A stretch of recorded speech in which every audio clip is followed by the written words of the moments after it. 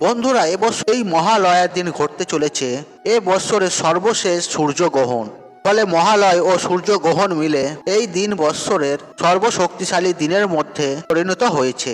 আর তার ফলে বন্ধুরা, আমাদের সামান্য কিছু ভুল কিন্তু জীবনে চরম দুর্ভাগ্য ডাকতে পারে। তাই কবে এবং কখন থেকে শুরু হচ্ছে এই বৎসরের সূর্যগ্রহণ এবং এই দিনে আপনারা কি কি কার্য করবেন এবং কি কি কার্য আমাদের এই দিনে ভুল করেও করতে নেই। বাড়িতে আপনারা এই দিনে পূজা অর্চনা দিতে পারবেন এবং তুলসী পাতা দিয়ে আপনারা স্পর্শ করতে পারবেন এই দিনে। এছাড়া গ্রহণ চলাকালীন আপনারা কি কি খাবার খাবেন না, গর্ভবতী মায়েরা এই দিনে আপনারা কি কি নিয়ম মেনে চলবেন। বন্ধুরা, এই সকল তথ্য আমরা আজকের এই ভিডিওটিতে জানবো। এছাড়া আয় উন্নতি বৃদ্ধি করতে আপনারা এই দিনে কোন কাজগুলি করবেন জানতে বন্ধুরা ভিডিওটি অবশ্যই শেষ পর্যন্ত দেখুন।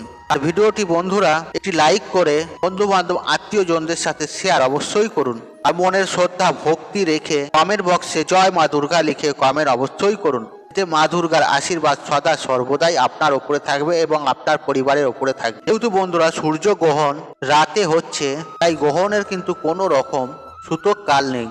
ফলে অবশ্যই আপনারা এই দিনে মহালয়ের তর্পণ কার্য করতে পারেন। কিন্তু যেহেতু বন্ধুরা এই সূর্যগ্রহণ মহালয়ার দিন হবে, ফলে সমস্ত মানুষের জীবনে কিন্তু এর প্রভাব পড়বে। কারণ শাস্ত্র বলছে বন্ধুরা, এবং মহালয়ার দিন ও গ্রহণের দিন নেগেটিভ এনার্জি ও গ্রহণের প্রভাব সর্বাধিক বৃদ্ধি পায়, যার ফলে আমাদের জীবনে নানা রকম দুর্ভাগ্য, অশান্তি এবং রোগ ব্যাধি ডেকে নিয়ে আসে।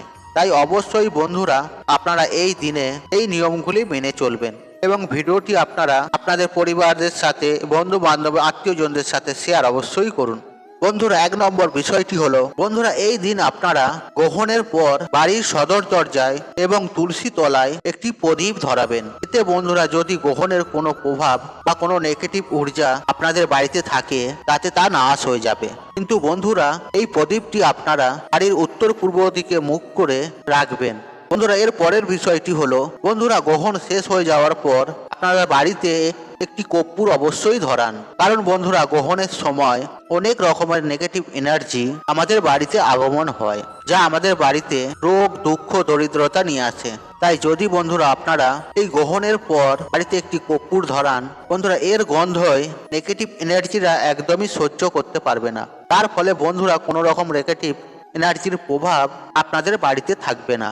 ফলে সারা বছর আপনাদের বাড়িতে সুখ শান্তি বিরাজ করবে।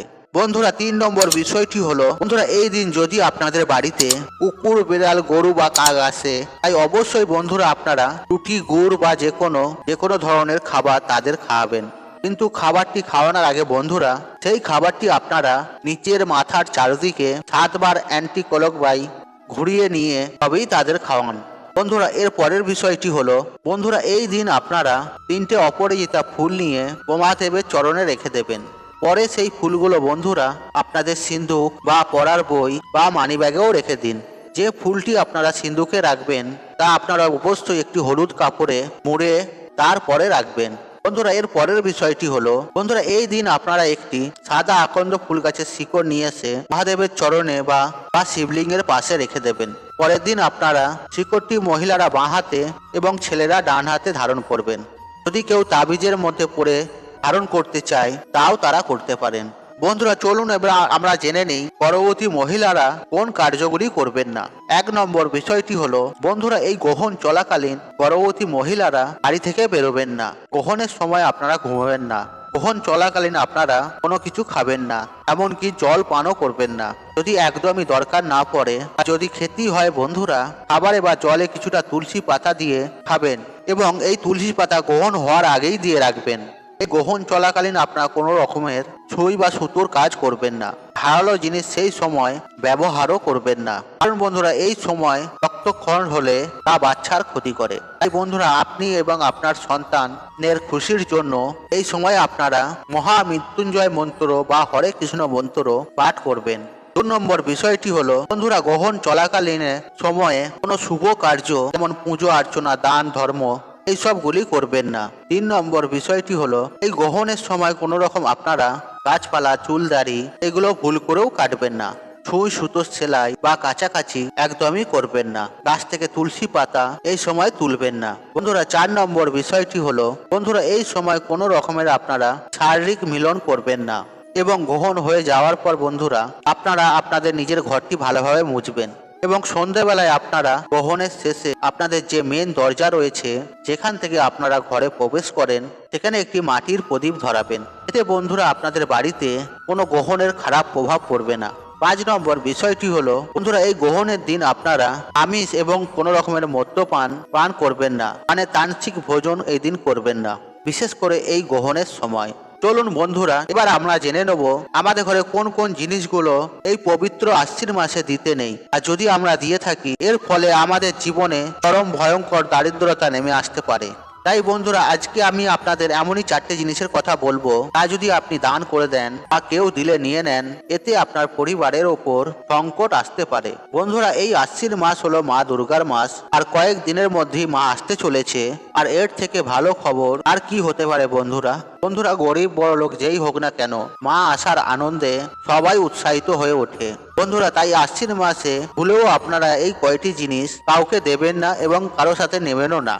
বন্ধুরা একটা বাড়ি তখনই প্রসন্ন থাকে যখন সেই বাড়িতে আর্থিক সমস্যা কোনো অসুখ বিসুখ না থাকে, যখন সবাই মিলে মিশে আনন্দেই থাকে। তাই প্রত্যেক বছরে যখন মা আসে আমরা মায়ের কাছে প্রার্থনা করি যাতে মা সবাইকে ভালো রাখেন। তাই বন্ধুরা মা আসার আগেই এই জিনিসগুলি দেওয়া নেওয়া করবেন না, এতে আপনার পরিবারের ওপর সংকট আসতে পারে। তবে চলুন বন্ধুরা এই কোন 4টি জিনিস এবং কি সেই জিনিসগুলি। 1 নম্বর বিষয়টি হলো চাল। আগে হ্যাঁ বন্ধুরা আপনারা একেবারে ঠিকই শুনেছেন। বন্ধুরা ভুলেও এই আশ্বিন মাসে সূর্য অস্ত যাওয়ার পর কখনোই চাল দান করবেন না, আর কারো কাছ থেকে নেবেনও না। আর যদি দিতেই হয় তাকে দিনের বেলায় দিয়ে দেবেন। আর যদি সন্ধ্যাবেলায় এমনটি করেন তার উপরে মা লক্ষ্মী আপনার উপর রুষ্ট হতে পারেন, এতে আপনাদের পরিবার পুরো ছাড়কারও হয়ে যেতে পারে। বন্ধুরা 2 নম্বর বিষয়টি হলো ঝাঁটা বা ঝাড়ু। আগে হ্যাঁ বন্ধুরা আমরা সবাই জানি এই ঝাঁটা মা লক্ষ্মীর প্রতিরূপ মানা হয়।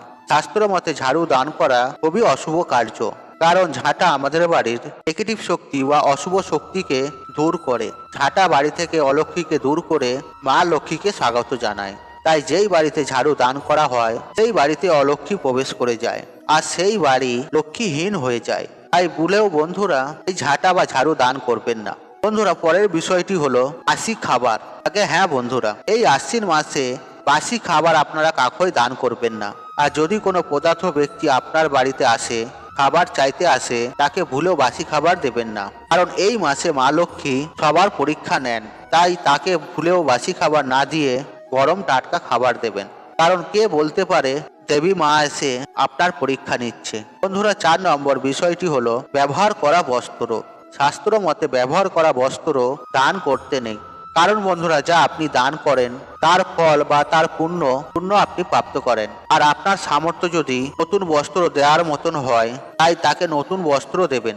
হ্যাঁ যদি কোনো অসহায় ব্যক্তি আপনার বাড়িতে হঠাৎই করে চলে আসে তখন আপনি তাকে ব্যবহার করা বস্ত্র দিতে পারেন, এতে আপনি পুণ্যের অধিকারী হবেন।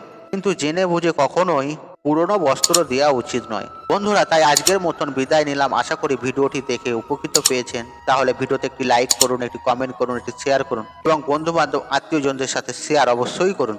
মনে রাখবেন আপনার একটি শেয়ার অনেক মানুষকে উপকৃত করে তুলতে পারে। আর আপনি যদি আমার চ্যানেল নতুন হয়ে থাকেন তাহলে চ্যানেলটি অবশ্যই সাবস্ক্রাইব করুন এবং পাশে থাকা নোটিফিকেশন অন রাখুন, কারণ এই রূপ নিত্য নতুন ভিডিও সবার আগে দেখার জন্য। ঈশ্বর আপনার মঙ্গল করুক।